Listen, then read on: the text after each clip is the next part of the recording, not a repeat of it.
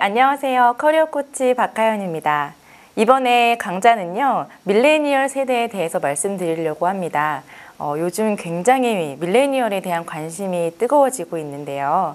도대체 밀레니얼의 특징이 어떤 건지, 그리고 밀레니얼 세대와 함께 일을 하면서 어떻게 성과를 낼 수 있는지, 이제 이런 것들을 제가 함께 노하우를 풀어드리려고 합니다. 그래서 오늘 여러분들과 함께 나눌 이야기는요, 첫 번째는 밀레니얼 세대란 어떤 세대를 말하는지, 그리고 두 번째는 밀레니얼의 10가지 특성에 대해서 제가 안내를 해드리겠고요. 세 번째는 밀레니얼에 대해서 많은 분들이 오해를 하고 계신 부분들이 많더라고요. 그래서 이런 오해가 어떤 거가 있는지 제가 속 시원히 풀어드리고요. 마지막으로는 밀레니얼 인재를 어떻게 경영해야 되는지까지 함께 풀어드리도록 하겠습니다. 네, 밀레니얼 세대란 어떤 세대를 말할까요? 미국 조사기관 퓨리 서치 센터에서 10년간 연구를 한 끝에 밀레니얼을 이렇게 정의를 했습니다. 1981년도에서 96년도 사이에 태어난 인구를 밀레니얼 세대라고 정의를 했는데요. 지금 2019년도 한국 기준으로 보면은 24살에서 39살 정도 사이에 있는 연령층 세대인 것 같아요. 보통 보시면 정말 직장에서 함께 근무를 하시는 분들 중에 24살 신입사원 분들도 있으실 거고, 약간 중간 관리자급의 이제 30대 중후반까지도 있으실 텐데, 이 모든 연령층들이 다 밀레니얼이라는 거죠. 그래서 이렇게 기준으로 만든 이유는 이제 세계적으로 되게 이슈화가 되었던 9.11 테러라든지 아프가니스탄 전쟁, 이런 것들이 되게 다 같이 기억을 하고 자란 세대이기도 하고요. 디지털 기기에 굉장히 능숙한 세대이기도 해요. 왜냐하면 어렸을 때부터 컴퓨터나 스마트폰이 발전해 가는 그런 성장 과정을 그대로 다 경험을 한 세대이기 때문에 그런데요. 81년도에서 96년도 이 사이에 보시면 저도 이제 밀레니얼 세대에 해당하는 사람 중에 한 명인데, 저는 90년대생 출생 세대입니다. 그래서 딱 밀레니얼의 중간에 있는 세대라고 보시면 되는데, 그래서 제가 이제 밀레니얼의 대표로서 정말 밀레니얼 세대의 특징이 어떤 것인지를 밀레니얼의 입으로 이렇게 전달드리고자 하고요. 정말 저희가 원하는 인재 경영, 그런 방향들이 어떤 건지를 속 시원하게 조금 이야기를 전달드리고자 합니다. 네, 밀레니얼 세대의 전 세계 인구를 살펴볼게요. 전 세계 인구의 4분의 1, 무려 18억 명이 전 세계적으로 현재 있고요. 그 중에서도 아시아권이 굉장히 밀레니얼 파워가 강합니다. 중국이 3억 5,100만 명 정도가 있는데, 이 숫자는 거의 미국 전체의 인구보다도 더 많은 숫자라고 볼 수 있어요. 미국 전체의 인구는 지금 3억 2,900만 명이거든요. 그거보다도 아시아권에 있는 밀레니얼 세대들이 더 많다라고 보시면 될 것 같고요. 점점 더 세계 중심으로 떠오르고 있습니다. 2020년도에는 세계 노동자 인구의 35% 이상이 될 거라고 전망을 하고 있고요. 그래서 경제, 정치, 문화, 교육 등 전반적인 모든 분야에서 이제 밀레니얼 세대가 두각을 나타내기 때문에 밀레니얼을 굉장히 잘 아는 기업, 그리고 잘 활용하는 기업이 앞으로 점점 더 성장할 것이다 라고 많은 경제학자들이 예측을 하고 있습니다. 밀레니얼의 10가지 특징을 제가 이 밀레니얼 철자에 따라서 소개해 드리려고 합니다. 먼저 M, My Satisfaction, 나의 만족이 우선인 세대입니다. 그래서 남이 어떻게 보는 걸 사실 중요하게 생각하지 않고 나에게 얼마나 큰 만족을 주는 것인지, 이것이 더 중요하게 생각을 해요. 그래서 혼밥, 혼술, 혼행 트렌드가 굉장히 유행이죠.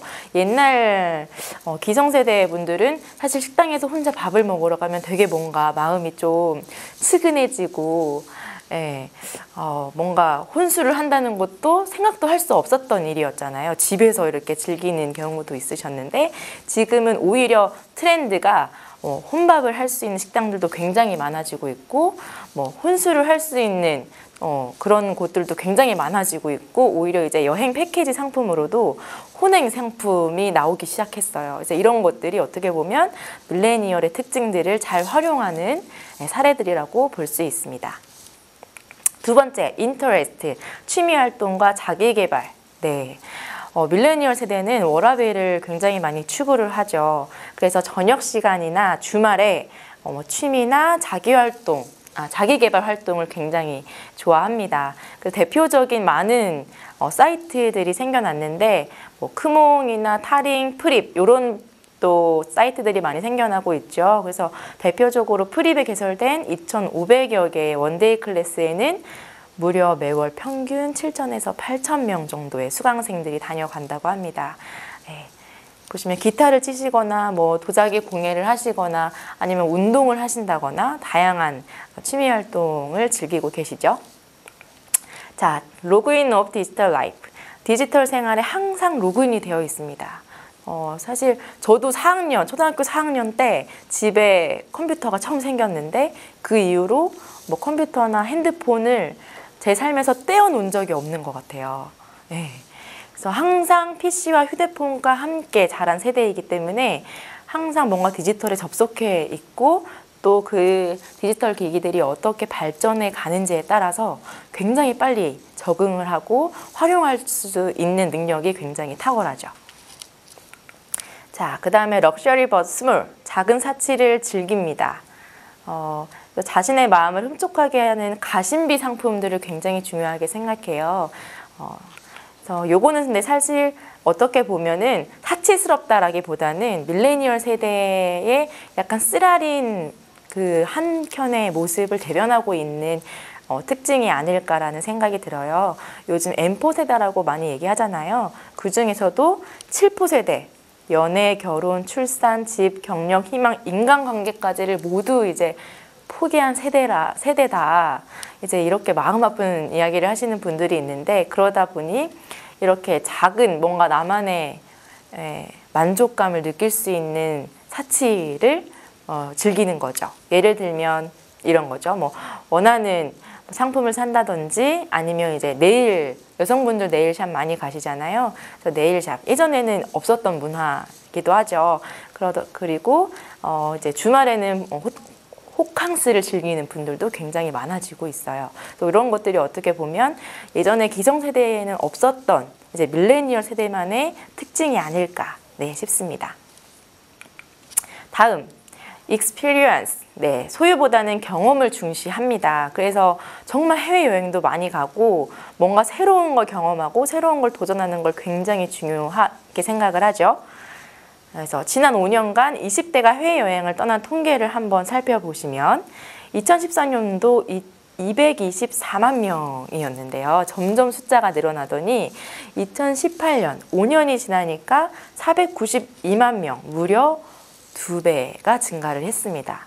이 수치를만 봐서도 정말 밀레니얼 세대는 뭔가 여행, 경험 이런 것들을 더 추구하는 세대다라고 보시면 될 것 같습니다. 그 다음에 now the present today, 지금 현재 오늘을 굉장히 중요하게 여기죠. 그래서 소확행이라는 말도 굉장히 많이 사용하고 있잖아요.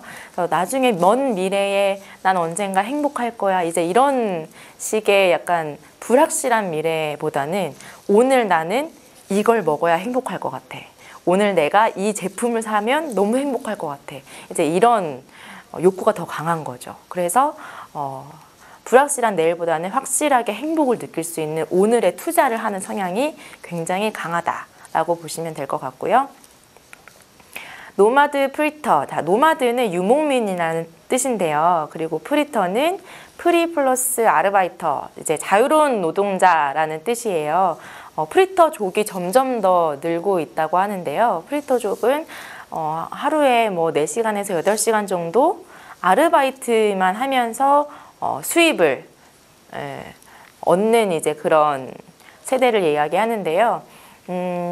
보통 요즘 이제 시급이 또 많이 올랐잖아요. 그래서 보통 중소기업 월급이랑 아르바이트 월급이랑 사실 많이 차이가 안 난다고 생각을 해요. 그래서 나는 아르바이트 그냥 하고 1년 열심히 일해서 여행 갈 거야. 이제 이렇게 생각하시는 친구들도 되게 많은 것 같아요.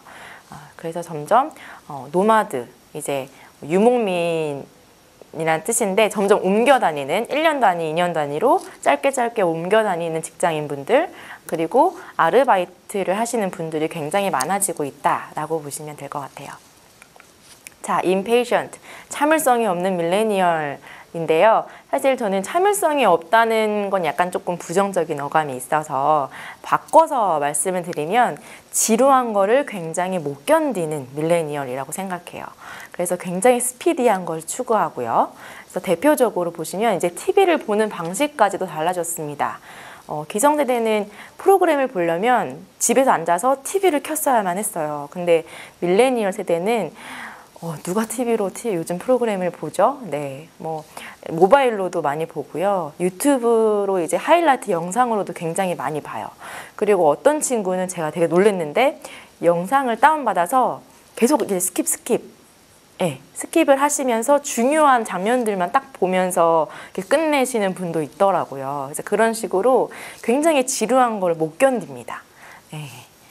그래서 일상생활에서도 지루한 시간을 견디지 못하는 밀레니얼이 있는데, 그 다음 특징으로는 Active Participation, 적극적인 참여 활동을 합니다. 오뚜기의 함영준 회장님께서 그 1,500원대 상속세를 그대로 납부를 하셨고, 그리고 정말 시식 코너에 있는 직원까지도 정규직으로 채용을 하셨다는 그런 미담들이 널리 퍼지면서 밀레니얼 사이에 굉장히 칭송을 받게 됩니다. 그러면서 자발적으로 이제 그런 이슈들을 퍼뜨리게 되는 거죠.